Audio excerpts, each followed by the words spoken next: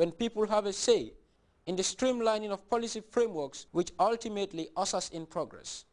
Modou Lamin Cisse, Grts News. The National Drug Enforcement Agency is finalizing probes into 3 cases involving illicit drugs, as several suspects helping in the ongoing investigations await prosecution. Our Ibrahim Majata reports anti-narcotics operatives also have in their custody a man found in possession of suspected cocaine. These are extremely busy moments for narcotics personnel as they advance probes into 3 matters concerning illicit drugs. Farato native Aliu Bojang nearly caused trouble for his brother Mohamed Bojang, the alcalo of the village. Investigators say that the suspect first came to the NDA as an informant who reported his brother's involvement in the dealing of prohibited cannabis. But when probes were made into the allegation, it was discovered that the informant Bojang actually planted 2 mini bundles of cannabis in his brother's house in order to incriminate him. The reason, it seems, was due to personal problems between the two.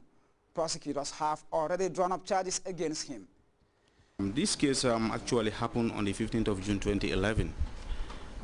One Aliu Bojang, the accused, reported to the NDA that one Modu Bojang, the alcalo of Farato, is dealing in prohibited drugs. He went further to inform the officers that he kept his drugs at his bathroom, in his bathroom. A team of officers were dispatched to the residence of Modu Bojang. On arrival, they identified themselves. A search was conducted in his person, nothing was found. And a further search was conducted at his bathroom, and during which 2 parcels of suspected cannabis were recovered. And they were recovered at the exact place where Ali Bojang told the officers. He was arrested and brought to the NDA for further investigation. However, during the investigation, it reveals that the drugs were planted by Ali Bojang. He was questioned and he confessed. He was then charged for dealing in prohibited drugs, contrary to Section 33 of the Drug Control Act, and being in possession of prohibited drug, contrary to Section 35. On that note, the NDA is hereby warning the general public to desist from such kind of acts. He was the only one arrested in this case? He was the only one arrested.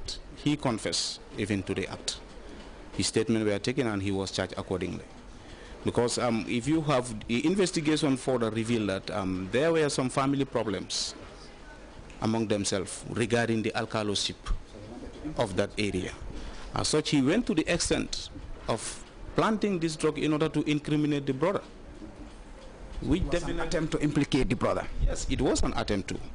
Which the NDA is not taking light, because as much as we want to fight against drugs, as much as we want people to come and give information, we want people to come with truthful and reliable information. The National Drug Enforcement Agency is also wrapping up probes in the case against Babukar Sow and Ansumana Jame. Narcotics personnel apprehended the two with 3 bundles of suspected cannabis sativa on the 1st of August 2011. This incident happened on the 1st of August 2011 at along the Jambanjeli-Sanyang highway.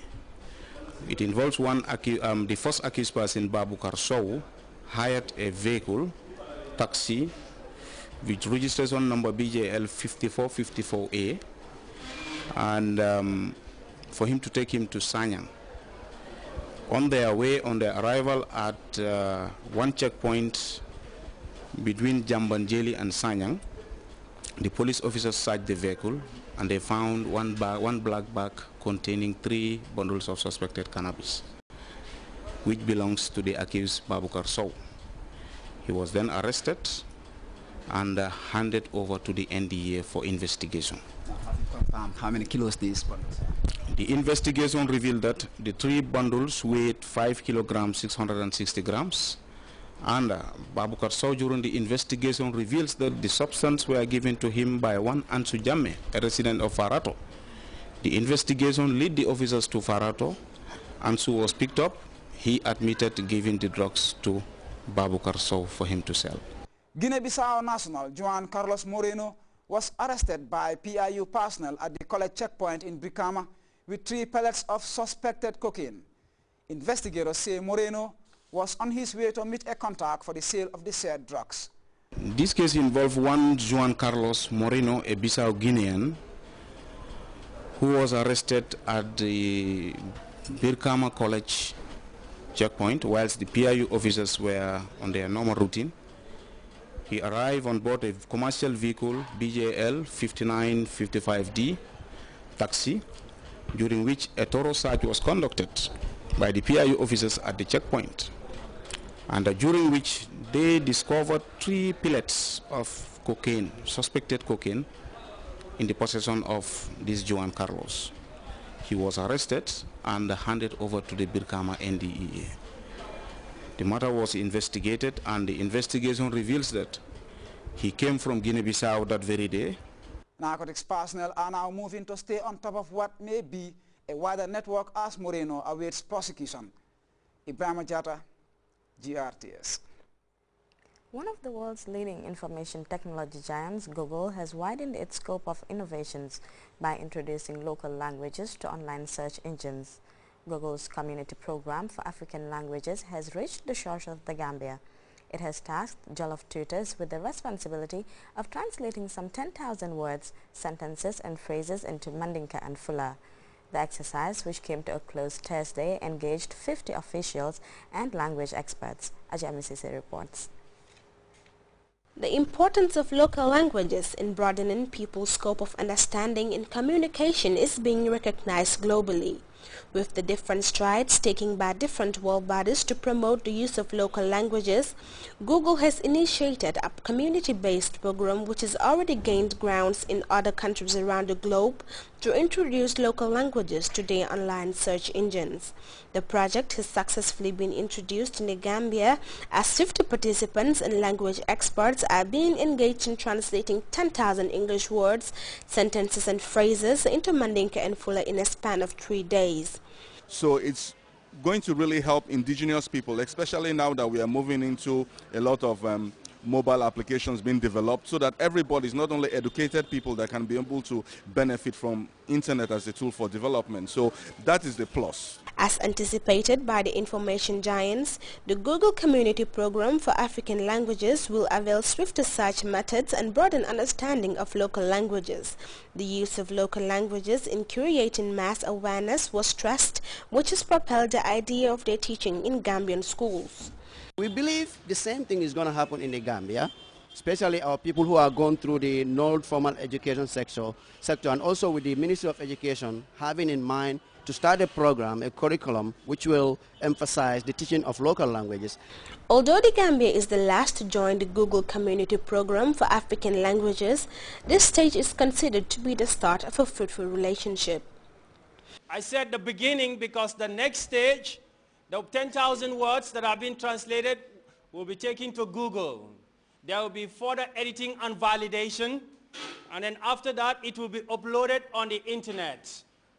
Introducing local languages to online search engines may avail users a broad spectrum of opportunities which come with web-based programs.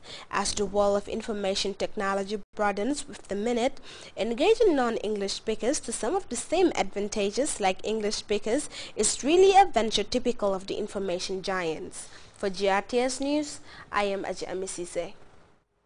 A National Reproductive Health Commodity Security Steering Committee has been inaugurated at a ceremony presided over by the Minister of Health and Social Welfare, Fatim Baji. The body, as Samuel Bay reports, is charged with the responsibility of ensuring the continuous availability of reproductive health products and supplies at all levels of care and delivery across the country. Reproductive health commodity security, according to health officials, is the situation that allows men, women and adolescents obtain and use the reproductive health supplies of their choice whenever they need them.